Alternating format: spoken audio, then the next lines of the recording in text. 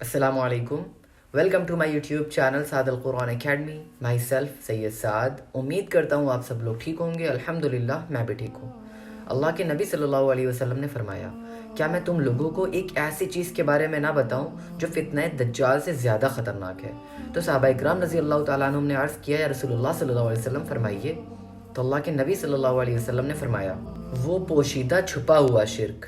کوئی آدمی نماز پڑھ رہا ہے اور وہ بہت ہی خوبصورتی سے نماز پڑھ رہا ہے صرف اس لیے کہ سامنے کھڑا ہوا ایک بندہ اس کو دیکھ رہا ہے.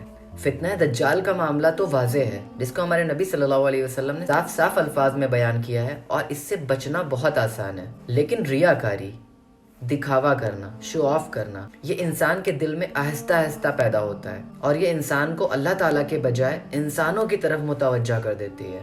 پھر انسان جو بھی کام کرتا ہے، جو بھی نیک کام کرتا ہے، وہ اللہ تعالیٰ کے لیے نہیں کرتا ہے، وہ لوگوں کو دکھانے کے لیے کرتا ہے. وہ کسی کی ہیلپ کرے گا تو بھی لوگوں کو دکھانے کے لیے.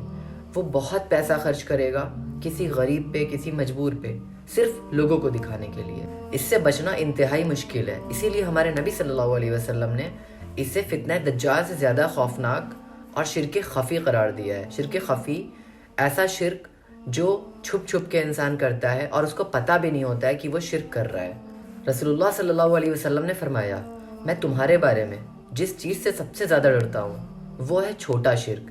چھوٹا شرک اسے کہتے ہیں جب ہم کوئی بھی کام کرتے ہیں وہ اللہ کے لیے نہیں، لوگوں کے لیے کرتے ہیں.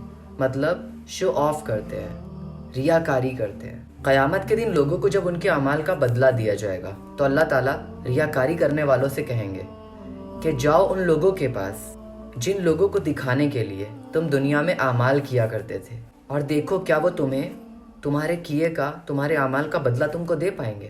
اللہ تعالیٰ سے دعا ہے اللہ تعالیٰ ہم سب کو ہر طرح کے گناہوں سے محفوظ رکھیں، اور ہم لوگوں کے دلوں کو ایسا بنا دیں کہ ہم جو بھی کام کریں صرف رضا الہی کی خاطر کریں. آمین.